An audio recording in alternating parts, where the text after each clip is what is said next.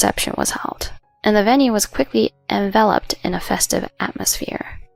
Speeches from the groom's friends, the bride's friends, and greetings from both families followed. As a video of the couple's memories played, the wedding reached its peak excitement, and just then, Ashley winked at me and Jared suddenly stood up and exclaimed, "Everyone, may I have your attention? My wife's good friend Kelsey would like to make a special speech." Kelsey had a crush on Jared, and even though she was heartbroken, she came to our wedding, so let's have a listen. Ashley's introduction hushed the entire venue. As rude as this introduction was, I wasn't the one who was going to be embarrassed. And during the sympathetic glances directed at me, I stood at the microphone, gave a brief self-introduction, and started my speech. I first met Ashley in elementary school, and we were together until high school graduation. I was often bullied and sneered at for being poor, but Ashley was kind to me. I was shy and could make many friends, but she was the first to speak to me. I was really happy that she did so. Mike's plan, step 1. In the beginning of the speech, highlight all of Ashley's good points. I listed good attributes of Ashley in a fitting manner. Like always, bright and full of energy and popular with everyone regardless of gender. By doing this, the aim was to catch the bride and groom off guard. After sufficiently praising her, I lightly explained my own circumstances to gain sympathy. In the speech, I talked about how after graduating, I immediately started working to help support my mother. Then I talked about how it was 3 years ago that we met at our reunion after quite some time. Ashley hadn't changed at all since our school days. She boasted about her educational background, calling me uneducated, incompetent, and poor, just as she used to. It was as if nothing had changed, bragging about being popular, having wealthy parents, and attending a prestigious university. I was tired of hearing it. My speech took a sudden turn, causing a stir across the venue. Mike's plan, step 2. Throw in an experience that would drastically ruin the bride's reputation. At this point, I engaged everyone at the venue in the world of my speech. As planned, the atmosphere in the venue changed dramatically, but I didn't care and meticulously explained each instance of bullying I remembered. Ashley glared at me fiercely and walked up to me. "What are you saying? It's my wedding, you know." "That's right. Are you taking revenge because you were rejected?" "It's a speech from a friend. I'm just sharing my memories with you, Ashley." Contrary to the emotional bride, I continued my speech without changing my tone. Visibly frustrated, Ashley bit her lower lip while I continued. Calling it a memory, I continued to expose Ashley, which echoed throughout the venue. I delivered the final blow to the visibly shaken bride. Recently, when I bumped into Ashley and Jared, she told me that a poorly educated and incompetent like myself should stay away from them. So as requested by the bride, I will officially do so and cut ties with you in front of everyone. At my signal, Mike stood up in the center of the venue and walked boldly to the bride and groom's seats, handing the groom an envelope.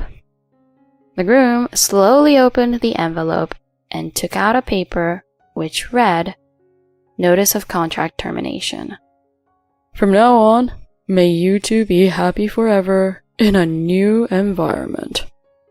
I agreed to fulfill this last request as a thank you for all the care Ashley has given me.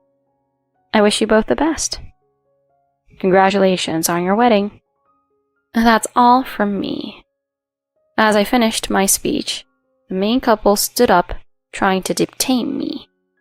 Jared lunged at Mike, asking why a stranger brought a termination notice. It seems he thought the notice was fake. But the moment Mike presented his business card, his complexion turned visibly pale. Your poor work attitude was discussed within our company, and this was decided in a meeting.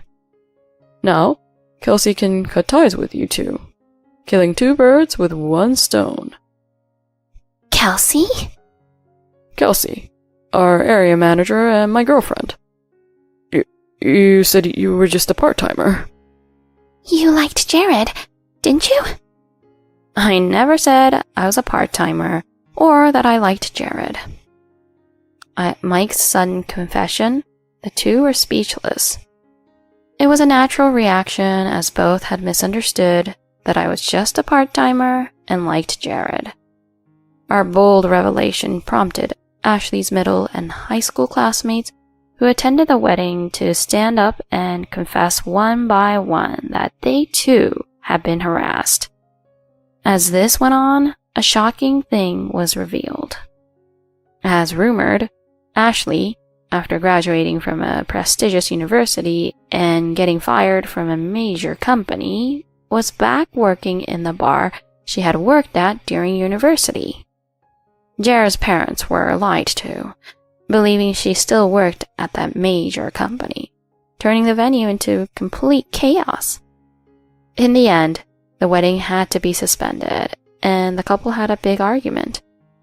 Both being prideful, they had decided to marry based on looks, education, and status. As soon as they saw each other's true selves, they argued that they couldn't possibly marry each other. Later, it came to light that Ashley was flirting with customers and store staff, and Jared was cheating with colleagues. They filed for divorce just 2 months after registering their marriage. Since then, I have not received any contact from Ashley, who is apparently repaying the wedding expenses by working in that bar. After being fired, Jared took up very hard physical labor, working from morning till night. On the other hand, I no longer receive harassment from Ashley and live peacefully. My work has been going better than ever, and I am one step closer to a promotion. Living with Mike is going well, and just the other day, he proposed, and Mike and I will be registering our marriage soon.